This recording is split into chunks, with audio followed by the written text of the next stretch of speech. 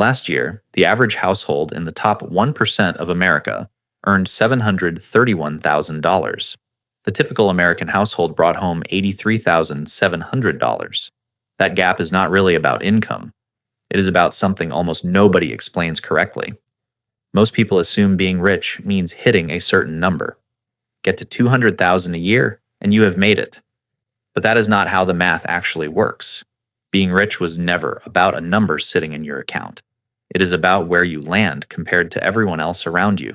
So if it is not about the number, what is it actually about? Here's the part that changes everything. Wealth is not a dollar amount.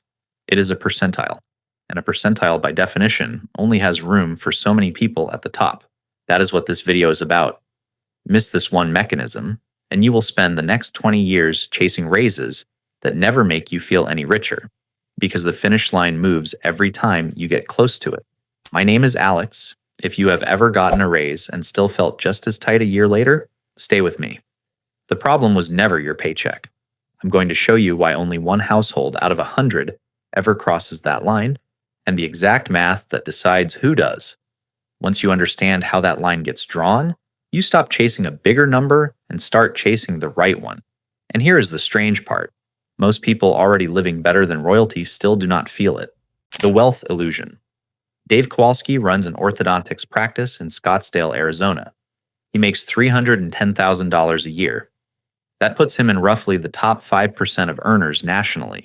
And yet last spring, when a patient's father pulled up in a brand new Range Rover Sport SV, Dave sat in the parking lot afterward and did something he was not proud of. He looked up the price, $121,000. Then he looked at his own Honda Pilot and felt, for a few minutes, poor. That reaction tells you something important. It is not really about the money. It is about the math nobody ever explained to him. Here is the actual rule. Wealth only exists in comparison to the people around you. Right now, the average household in the top 1% of America earns $731,000 a year. The typical American household earns $83,700. Dave, at $310,000, is doing better than the overwhelming majority of the country. But percentiles do not care how you feel. They only care where you rank. And a percentile, by its very nature, can only fit so many people at the top. If everyone made $700,000, 700,000 would just become the new middle, and the same anxious feeling would show up right on schedule. So why does this keep happening to smart, high-earning people? Because we were never taught to measure wealth against history. We were taught to measure it against the guy in the parking lot. Think about Cornelius Vanderbilt for a second. By the late 1800s, he was arguably the richest man in America. And yet, if he caught pneumonia, his doctors had nothing better than rest and whiskey to offer him. There were no antibiotics. There was no anesthesia worth trusting. His fastest way to cross the country was a steam train that took the better part of a week. Today, a kid working retail at a Target in Ohio can hop on a same-day flight, get a same-day surgery with anesthesia that did not exist in Vanderbilt's lifetime, and video call his family from a phone that fits in his pocket. By almost any practical measure, that kid is living better than one of the wealthiest men in American history. But nobody feels rich compared to Cornelius Vanderbilt. We feel rich or poor compared to our neighbor, our coworker, or the guy in the Range Rover. That is not a character flaw. It is just how the comparison engine in our brain is wired. The problem is that this wiring only shows us people slightly above us, on the ladder, never the full picture below. And here is the part that should actually feel like relief instead of pressure. If wealth is relative, then the finish line is not fixed. It moves depending on who you are standing next to. Dave does not have a spending problem. He has a comparison problem, and once you can name it, you can start managing it on purpose instead of letting a parking lot do it for you. But knowing the rule is not the same as being free from the trap it creates, because long before Dave ever sat in that parking lot, a set of decisions had already been made for him. Decisions about college, about a mortgage, about what a responsible adult life was supposed to look like by age 30. Those decisions did not just shape his bank account. They shaped how much room he had left to make any other choice at all. The American life script. Casey Whitfield did everything right, or at least that's what everyone kept telling her.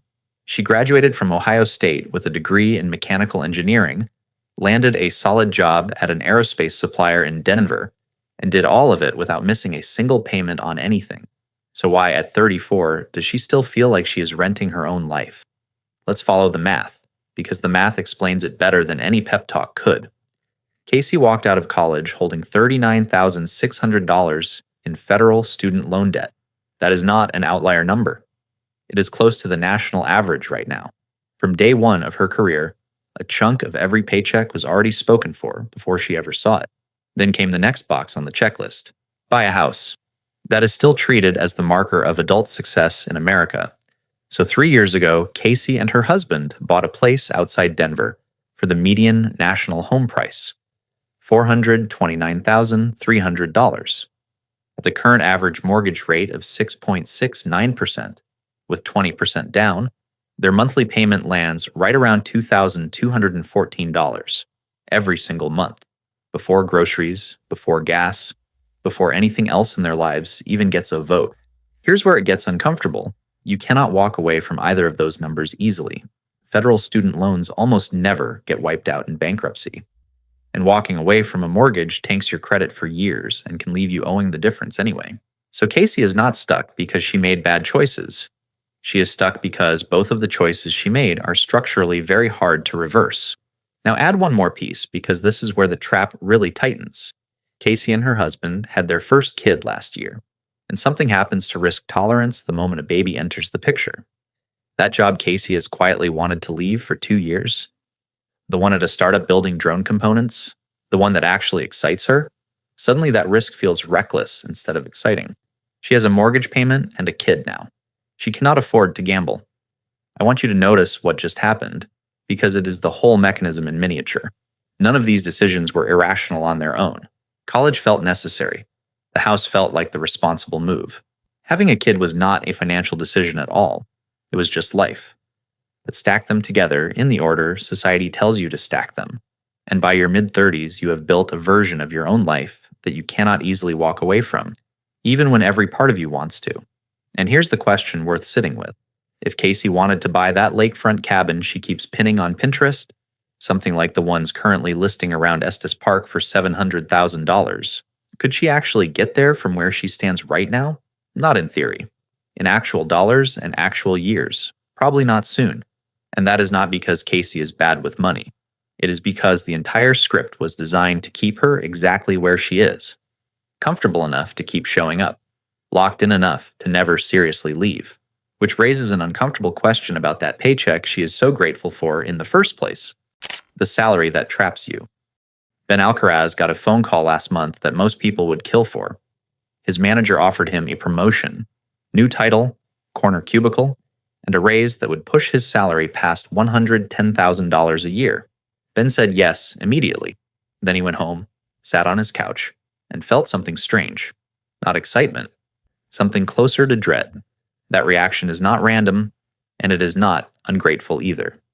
It is actually the entire trap working exactly as designed. Here's the idea, and it sounds almost conspiratorial until you run the numbers yourself. There is a specific income range in America right now, somewhere around $105,000 to $115,000 a year, that acts like a trapdoor. It is not poverty. It is not struggle. It is comfortable.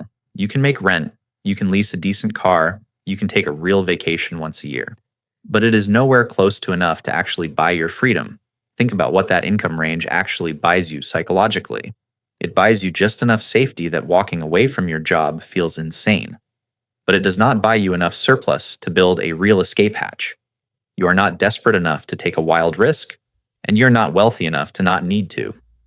Ben works in medical device sales outside Minneapolis. At his current salary, he is doing fine on paper. But here's the trap in action. 2 years ago, Ben wanted to leave his company and join a small startup building surgical robotics. Genuinely exciting work, the kind of opportunity that could have paid off enormously down the road. He did not take it. Why? Because the startup offered $85,000 to start, and Ben had just signed a lease on a car he really should not have gotten. A Genesis G57 with the payment sitting at $790 a month. That lease alone did not ruin Ben's life, but it did something quieter and more damaging. It raised the cost of walking away. Every dollar of fixed monthly obligation is a small chain. One chain by itself, you barely notice. But stack a car payment, a decent apartment, a few subscriptions, a habit of eating out with coworkers 3 times a week, and pretty soon you have built a life that requires your current paycheck to survive. Not your dreams, just survival. And this is the part that should make you a little uncomfortable. The system does not need to trap you with a low salary. A low salary would actually make you desperate enough to take a real risk. The trap works better with a comfortable one. Give someone just enough to feel stable, then slowly raise it. 95,000 becomes 105. 105 becomes 115. Each raise feels like proof you are winning. But look closely, and none of those raises are big enough to fund an actual exit. They are big enough to fund a nicer version of staying exactly where you are. So here's a question worth asking yourself honestly. Is your current salary actually building you an exit? Or is it just making the treadmill more comfortable to stand on? Ben eventually turned down another lease renewal and started keeping his old sedan an extra 2 years. Small move. But it is the first sign of someone starting to notice the chains instead of just wearing them. And noticing them is only step one, because the real question is not whether you can see the trap. It is whether you actually want out of it, or whether some part of you has quietly gotten used to wanting the wrong things in the first place. The psychology of wanting. Nicole Beaumont stood in front of a glass display case in a Chicago boutique for 11 straight minutes, just staring at a Rolex Submariner. Black dial, $10,100. She did not buy it that day. But something happened in those 11 minutes that most people misunderstand completely. Here's the question worth asking. What is Nicole actually chasing? The watch, or the feeling of not needing to think about the watch anymore? This is the part almost nobody tells you about wanting things. The relief you feel after buying something is not really coming from owning it. It is coming from finally quieting the craving. Your brain stops nagging you. The itch stops. And most of us assume the only way to get that relief is to spend the money. But that assumption is worth questioning because it is not actually true. Think about someone who genuinely has zero interest in a $200,000 Porsche. They are not walking around feeling deprived. They feel completely at peace, the exact same peace Nicole would feel the moment after she bought that Rolex. Same emotional destination, completely different price tag. The car means nothing to them, so there is no craving to resolve in the first place. So here's a genuinely useful question to sit with the next time you want something expensive. Could you just skip straight to not wanting it? Not through denial, not through white-knuckling your way past a store window, but by actually asking yourself what the object is standing in for. Status? Relief from a stressful week? Proof that you have made it? Once you name what you are actually chasing, the item itself often gets a lot less interesting.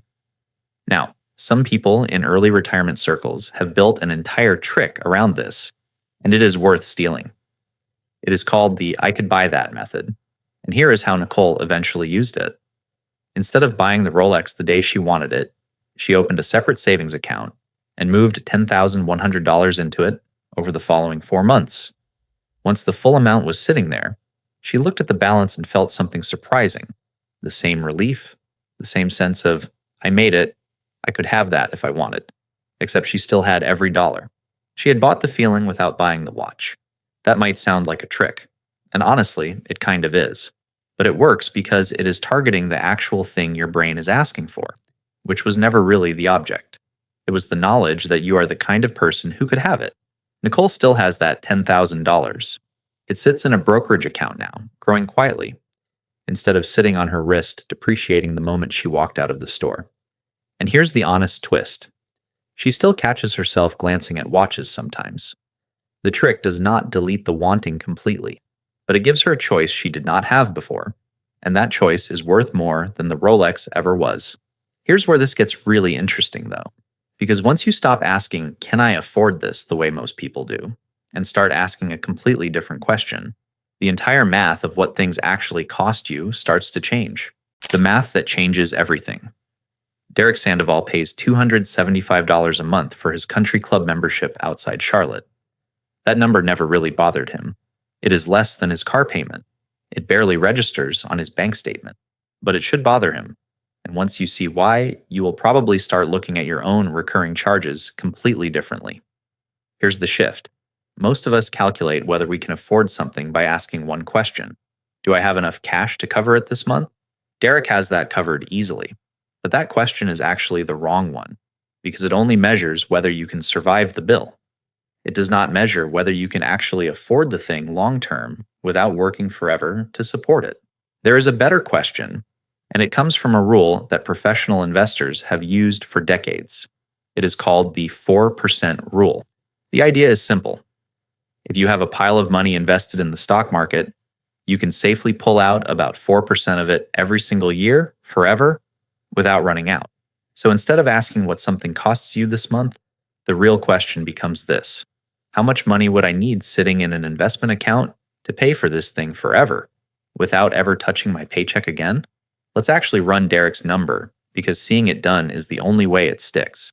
That country club membership costs $275 a month. Multiply that by 12, and you get $3,300 a year.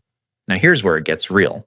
To generate $3,300 a year safely, using that 4% rule, Derek would need $82,500 sitting in an investment account just for the club. Not for his house, not for retirement, just for the club. Derek does not have $82,500 sitting anywhere close to idle, which means, by this math, he cannot actually afford that membership. He can afford the monthly bill. That is a very different thing. Now watch what happens when you apply this to something bigger. Derek's wife has been eyeing a Mercedes-Benz lease, $749 a month. That comes out to $8,988 a year. Run the same math. 8,988 divided by 4%. That lease would require $224,700 invested to sustain it passively. A car, requiring $250,000 in the bank to actually afford it in the way that matters. I know how that sounds. It sounds impossible, almost designed to make you feel small. But flip it around, and it becomes the most useful tool in this entire video. If canceling a recurring cost is the same as needing tens of thousands of dollars less in your investment account, then the fastest path to financial freedom was never about earning a bigger salary. It is about killing the recurring obligations stacked on top of your current one. Derek eventually dropped the club membership down to a cheaper tier, no initiation perks, just the essentials. He did not do it because he suddenly hated golf. He did it because he ran the math once and could not unsee it. That $82,500 he was not carrying, he started actually investing part of what he saved instead. And once you start thinking this way, an uncomfortable question shows up right behind it. If small monthly costs are quietly worth that much, what is it actually going to take to build real freedom instead of just cutting your way toward it? I'll use the Census Bureau/Harvard finding. 80% of young adults live within 100 miles of where they grew up, since it's the most rigorous, recent, and citable figure. Escape velocity. Angela Foster once turned down a job that would have doubled her salary, and it took her almost a decade to admit why. She was working as a dental hygienist in Toledo, Ohio, making $61,000 a year. A hospital network in Austin offered her a position at $118,000. Better pay, lower state tax burden since Texas has no state income tax, genuinely more opportunity. She said no. Her parents were in Toledo. Her friends were in Toledo. Leaving felt less like an opportunity and more like a loss. Here's the thing about that decision. Angela is not unusual. Research from the Census Bureau and Harvard found that 80% of young adults still live within 100 miles of where they grew up by their mid-20s. Most people never leave the economic radius they were born into, even when the radius is quietly capping what they can earn. So here's a real question. If almost everyone stays close to home, and staying close to home means competing for the same jobs, the same raises, and the same slow promotions as everyone else nearby, what happens to the small number of people who don't? They get first access to something the other 80% never even see, rooms with less competition and more room to grow. This is where the sacrifice stops being abstract. Getting into rare territory financially means being willing to do what most people flatly refuse to do. Move for the job instead of waiting for the job to come to you. Drive a paid-off Honda Civic instead of financing a Cadillac Escalade, because the payment does not matter if you never make the leap that would have justified it. Spend a Friday night reading about index funds instead of out at dinner. None of that sounds exciting. It is not supposed to. It is supposed to be the kind of boring that compounds. And here's the part nobody wants to hear. This only pays off if you finish it. Angela's cousin, Ray, actually took a similar leap 2 years into his career, moved to Charlotte for a fintech job, cut his spending hard, and started investing aggressively.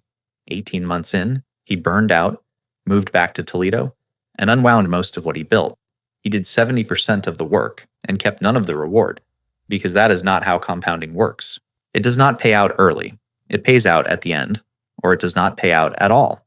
Angela eventually took a version of that same leap 11 years later, at 41, moving to a hospital group in Raleigh after her kids left for college. She will tell you the hardest part was not the money. It was watching people back in Toledo raise an eyebrow at her for leaving. You are not actually competing with those people. You are competing with the version of your own life that never made the harder choice. That is the whole game, and now you understand the math behind it. The ladder was never about the view. From the top, wealth was never the number in your account. It was always the gap between where you stand and where everyone around you stands, which means chasing a bigger paycheck alone was never going to fix that feeling of falling behind. A few things are worth carrying with you. Comfort and freedom are not the same thing, and a paycheck can buy you one without ever touching the other. Every recurring cost is quietly asking you for tens of thousands of dollars you don't have sitting in an account. Wanting something and needing to own it are two different problems with two different solutions. And the people who actually get free are rarely the highest earners. They're the ones willing to do what the other 80% won't. So here's what to watch for this week. The next time you feel that pull to buy something, ask what you're really chasing. The next time a raise comes through, ask if it's funding an exit or just a nicer version of staying put. That question doesn't have an easy answer, but it's the one worth sitting with, and it's exactly where we're headed next time.